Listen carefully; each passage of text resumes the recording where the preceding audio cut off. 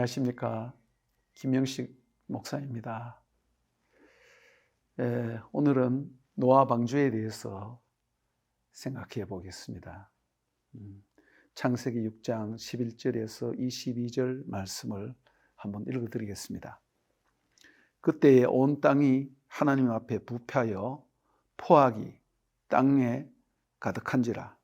하나님이 보신즉 땅이 부패하였으니 이는 땅에서 모든 혈육이 있는 자의 행위가 부패함이었더라. 하나님이 노아에게 이르시되 모든 혈육이 있는 자의 포악함이 땅에 가득함으로 그 끝날이 내 앞에 이르렀으니 내가 그들을 땅과 함께 멸하리라. 너는 고페르 나무로 너를 위하여 방주를 만들되 그 안에 칸들을 막고 역청을 그 안팎에 칠하라. 내가 만든 방주는 이러하니 그 길이는 300규빗, 너비는 50규빗, 높이는 30규빗이라. 거기에 창을 내되 위에서부터 한 규빗에 내고 그 문은 옆으로 내고 상중하 3층으로 할지니라. 내가 홍수를 땅에 일으켜 무릇 생명의 기운이 있는 모든 육체를 천하에서 멸절하리니 땅에 있는 모든 것들이 다 죽으리라. 그러나 너와는 내가 내 언약을 세우리니 너는 내 아들들과 내 아내와 내 며느리들과 함께 그 방주로 들어가고 혈육 있는 모든 생물을 너는 각기 암수 한 쌍씩 방주로 이끌어들여 너와 함께 생명을 보존하게 하되 새가 그 종류대로 가축이 그 종류대로 땅에서 기는 모든 것이 그 종류대로 각기 둘씩 네개로 나으리니 그 생명을 보존하게 하라. 너는 먹을 모든 양식을 네개로 가져다가 저축하라. 이것이 너와 그들의 먹을 것이 되리라. 노아가 그와 같이 하여 하나님이 자기에게 명하신 대로 다 준행하였더라. 오늘 제가 강조하고자 하는 것은 노아 방주가 단순한 배, 방주 그 이상의 의미를 지니고 있다는 것입니다. 즉 하나님이 이 땅에 죄가 가득하여 땅이 오염된 것을 보시고 홍수로 심판하실 때 노아에게 땅과 함께 쓸어버릴 하나님의 성소인 에덴 동산도 함께 쓸어버리시고 노아에게는 이제 새로운 성전, 새 성소를 지으라고 명하셨다는 것입니다. 그것이 노아의 방주입니다. 먼저 시편 29편 3절에서 10절 말씀을 한번 보도록 하겠습니다. 시편 29편 3절부터 보겠습니다. 여호와의 소리가 물 위에 있도다. 영광의 하나님의 우레소리를 내시니 여호와는 많은 물 위에 계시도다. 여호와의 소리가 힘이 있으며 여호와의 소리가 위엄차도다. 여호와의 소리가 백향목을 꺾으시며 여호와께서 레바논 백향목을 꺾어 부수시도다. 그 나무를 송아지같이 뛰게 하시며 레바논과 시론으로 들송아지같이 뛰게 하신도다. 여호와의 소리가 화염을 가르시도다. 여호와의 소리가 광야를 진동하시며 여호와께서 가데스 광야를 진동시키도다. 여호와의 소리가 암사슴을 낙태케 하고 살림을 맑게 벗기시니 그의 성전에서 그의 모든 것들이 말하기를 영광이라 하도다. 여호와께서 홍수 때에 좌정하셨으며 여호와께서 영원하도록 왕으로 좌정하시도다. 시편 29편은 노아 홍수를 모티브로 해서 지은 시입니다. 여호와의 소리가 물 위에 있도다. 여호와는 많은 물 위에 계시도다. 그리고 여호와의 소리, 여호와의 소리, 여호와의 소리, 여호와의 소리, 계속 여호와의 소리란 말이 지금 한 번, 두 번, 세 번, 네 번, 다섯, 여섯, 한 번, 7번 정도 이렇게 나옵니다. 그러면서 10절에 여호와께서 홍수 때에 좌정하셨으며, 좌정했다는 건 뭐냐? 왕이 옥좌에 앉으셔서, 보좌에 앉으셔서 다스린다는 그런 뜻입니다. 여호와께서 영원하도록 왕으로 좌정하시도다. 하나님의 홍수를 하나님이 물 위에 앉으셔서 그 보좌에서 왕으로 왕권을 행사하신다. 즉 노아의 방주, 거기가 하나님의 보좌입니다. 성전이죠. 거기서 왕권을 행사한다는 걸 바로 심판한다는 그런 의미가 거기에 있는 것이죠. 그리고 여기에 이미지를 보면 시내산에 하나님께서 강림하시는 것과 비슷한 표현도 했고 10절에는 이미 읽어드렸습니다만 왕으로 좌정하셔서 통치하고 심판하는 것, 그것이 바로 노아의 홍수이고, 그 홍수 가운데서 땅에 있는 모든 것을 다 쓸어버린다고 했습니다. 그리고 새로운 새 성전을 만드셔서 거기에 앉으셔서 홍수 심판을 하시는데, 그 새 성전이 바로 노아의 방주라는 것입니다. 창세기 6장 13절에서 22절 제가 읽어드렸죠. 다시 한번 읽으면 또 시간이 걸릴 테니까. 6장에 이 땅이란 말이 12번 정도 나오더라고요. 저는 이제는 숫자 개념이 없어져서 또 제 나름대로 세어본다고 세어봤지만은 혹시 맞는지 모르겠어요. 한두 개 틀릴 수도 있지만은 12회 6장에 12회에 땅이란 말이 나오는데 그 중에 11절과 13절 그리고 17절에 8번 나옵니다. 11절, 그때 온 땅이 하나님 앞에 부패하여 포악함이 땅에 가득한지라. 하나님이 보신즉 땅이 부패하였으니 이는 땅에서 모든 혈육 있는 자의 행위가 부패함이었더라. 하나님이 노아에게 이르시되 모든 혈육 있는 자의 포악함이 땅에 가득함으로 그 끝날이 내 앞에 이르렀으니 내가 그들을 땅과 함께 멸하리라. 17절, 내가 홍수를 땅에 일으켜 무릇 생명의 기운이 있는 모든 육체를 천하에 멸절하리니 땅에 있는 모든 것들이 다 죽으리라. 인간의 죄와 땅과 관계가 어떠하다는 것을 얘기하고 있습니다. 여기 보면 부패하다, 포악하다, 샤하트란 말은 특별히 우상 숭배와 더불어 음행을 하는 것을 표현하는 말이라고 말씀드렸죠. 그리고 하마스, 폭력, 지금 이스라엘 하마스 전쟁 벌어지고 있잖아요. 똑같은 말이에요. 레위기 15장 31절에 보면 이런 말씀이 있습니다. 너희는 이같이 이스라엘 자손이 그들의 부정에서 떠나게 하여 그들 가운데 있는 성막을 그들이 더럽히고 그들이 부정한 중에서 죽지 않도록 할지니라. 사람이 죄를 지으면 땅이 더러워지고 땅에 거하는 하나님의 성소인 성막이 오염된다는 것입니다. 그리고 난 뒤에 레위기 16장이 나오죠. 여러분 레위기 16장 잘 아시죠? 대속죄일이에요. 사람들이 오해를 하는데 대속죄일 날 우리의 모든 죄를 다 용서받는다 이렇게 생각합니다. 그 말이 맞죠? 틀린 말은 아닙니다. 그러나 그보다 더 중요한 것은 우리 인간의 죄로 말미암아 오염된 성막을 정화하는 것이에요. 우리 인간이 죄로 말미암아 오염된, 땅과 함께 오염된, 땅 위에 있는 오염된 하나님의 거룩한 성전이 더러워지면 그건 끝나는 거예요.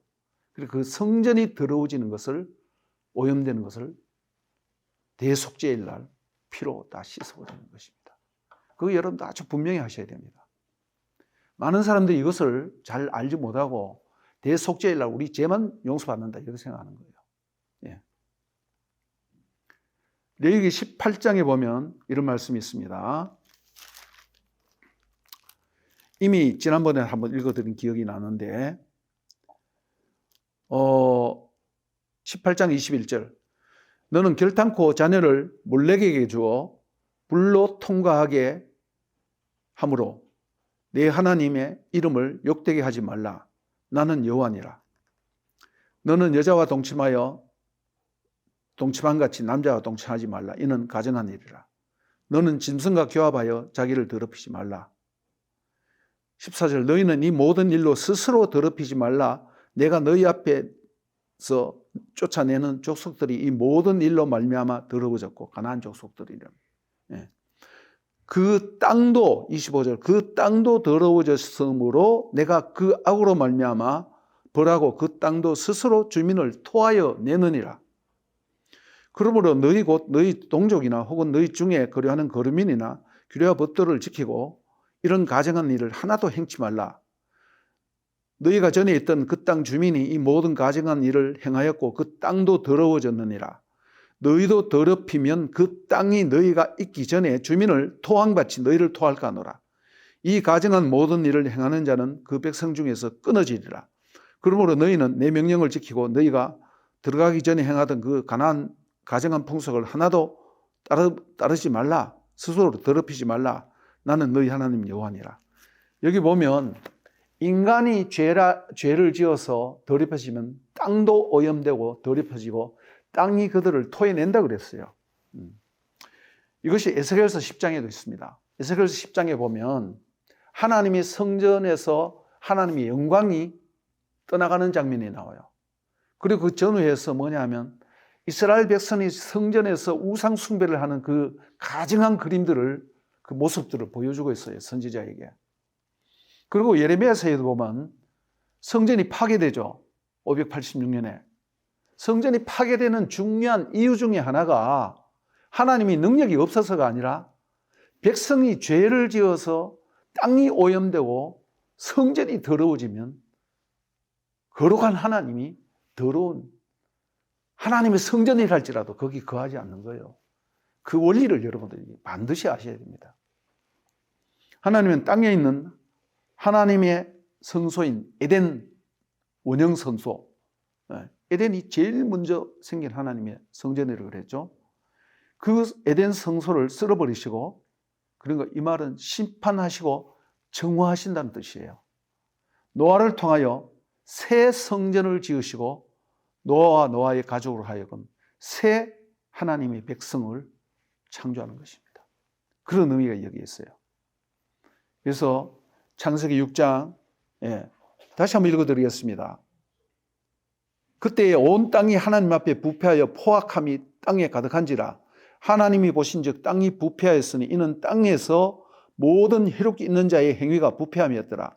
하나님이 노아에게 이르시되 모든 혈육이 있는 자의 포악함이 땅에 가득함으로 그 끝날이 내 앞에 이르렀으니 내가 그들을 땅과 함께 멸하리라. 그 다음 17절 내가 홍수를 땅에 일으켜 무릇 생명의 기운이 있는 모든 육체를 천하에 멸절하리니 땅에 있는 것들이 다 죽으리라. 인간의 죄와 땅과의 관계, 그리고 땅 위에 하나님의 하늘에 계신 하나님이 땅에 임재하신 그 모습이 성소 아니겠습니까? 바로 그거예요. 이제 창세기 6장 14절을 한번 읽어드리겠습니다. 하나님이 명령을 하는데 노아에게 너는 고페르 나무로 너를 위하여 방주를 만들되 그 안에 칸들을 막고 역청을 그 안에 안팎에 칠하라. 방주라는 말이 나오는데 우리말로 테바입니다. 테바, 하테바. 이거는 영어로는 아크라고 했더라고요. 뭐 어떻게 보면 상자. 출애굽기 2장 3절과 5절에 보면 모세의 부모가 모세가 이제 커서 울음소리가 크니까 어디에 갈대 상자에 상자에 넣어서 아마 배 모양일 거예요. 그것을 나일강에 띄우잖아요.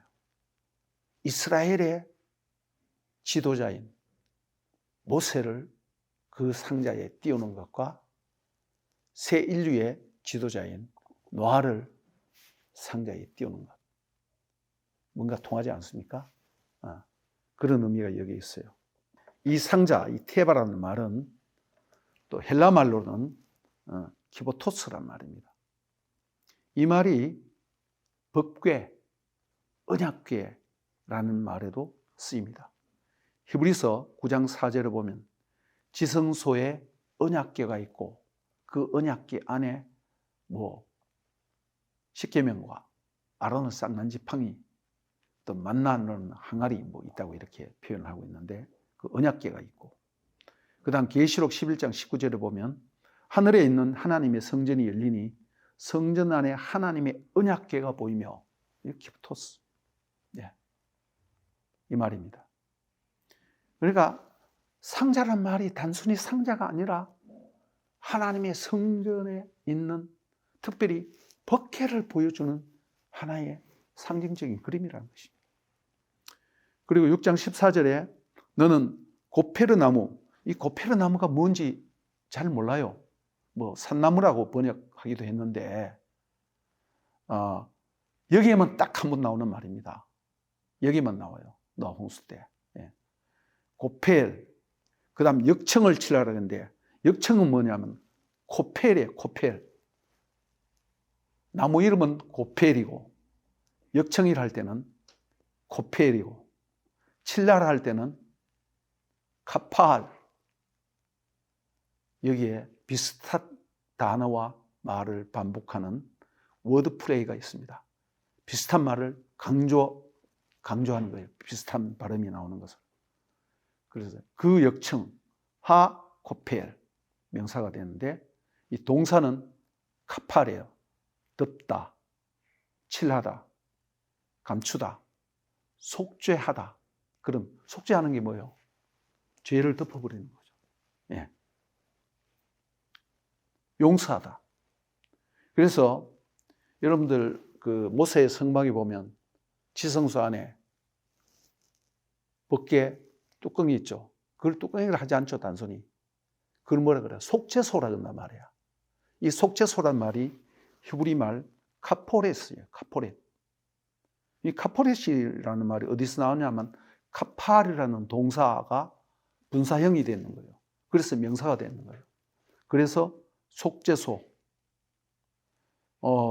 출애굽기 25장 17절에 보면 너는 속죄소로, 그 정금으로 속죄소를 만들되, 그 다음 레위기 16장 2절에 보면 내 속죄일 날 너희는 아론과 그의 후손으로 아론과 그 아들들에게 말라 이르되 무시로 속죄소에 들어오지 말아서 그들의 생명을 보존하게 하라 할 때 이 말 쓰는 거예요. 역대상 28장 11절에 보면 다윗이 성전의 설계도를 받습니다. 모세처럼. 그런데 속죄소의 어떤 설계도도 또 받아요. 그래서 고펠, 카팔, 코페레트, 속죄소, 그런 의미가 여기 있는 거예요. 그 다음 만들되라는 말을 강조를 하는데 14절에 제일 먼저 나와요. 너는 만들어라. 너는 너를 위해서 만들어라. 그런 뜻이에요. 너는 너를 위해서 만들되 이렇게 만들어라. 그래서 아쉐 레카 타 아쉐, 만들어라 만들어라 말이 앞뒤로 두 번 나와요. 강조하고 있습니다. 모세에게 성막 건설을 명령하여서 만들라는 말과 똑같아요. 출애굽기 25장 9절에 보면 내가 너희 가운데 거할 처소를 만들되, 그냥 만드는 것이 아니라 하늘에서 너희에게 보여준 계시대로 만들으라고 그랬어요. 그래서 모세에게 성막을 만들라고 명령한 그 명령이나 창세기에서 있는 이 명령하고 똑같습니다. 그러면서 15절 내가 만들 방주는 이러하니 길이가 얼마고 높이가 얼마고, 나중에 또 기회가 있으면 저희 크기를 말씀드리겠는데, 제가 여기서 말하는 것은 상중하 3층으로 할지니라. 이 창도 내는 것도 하늘과 통하는 거죠. 쉽게 말해서 그런 상징적인 의미가 있습니다. 그리고 3칸으로 해라. 3층으로 해라. 이 말은 성전이 어떻게 됐습니까? 성전뜰과 성소, 지성소 이렇게 3단계로 되어 있죠. 그런 것을 또 보여주고 있습니다. 그 다음 6장 22절에 노아가 그와 같이 하여 하나님이 자기에게 명하신 대로 다 준행하였더라. 요 말도 말이죠. 노아가 와야스 만들었다. 그 모든 것을 준행하여 만들었다. 이 만들었다는 말 또 앞뒤로 같이 나와요. 그래서 강조하고 있는 것이에요. 이건 출애굽기 40장 16절에 모세가 그와 같이 행하되 곧 여호와께서 자기에게 명령하신 대로 다 행하였더라라는 말과 똑같습니다. 그러니까 이런 모든 언어라든가 이런 것을 볼 때에 노아의 방주는 단순한 배가 아니라 하나님께서 배 모양으로 노아를 구원하기 위해서 물 위에 홍수 위에 그걸 견뎌야 하니까 그렇게 하되 이것은 단순한 것이 아니라 하나님의 성소, 하나님의 성전이다 이 말입니다. 그래서 노아 방주와 모세의 성막에 쓰인 단어와 언어가 같거나 비슷한 것이 일치하는 것이 너무나 많습니다. 그래서 노아 방주는 최초의 성전인 에덴 성소, 원형 성전이라고 말씀드렸죠, 제가. 이것이 인간의 죄로 인해 다 쓸어버림을 당하고 이 성전마저 파괴되는 거예요. 하나님의 임재가 떠나는 거죠. 6장 3절에 보면 나의 영이 영원히 사람들과 함께 하지 아니하리라. 야도온이라는 단어를 제가 설명하면서 제가 했습니다. 예.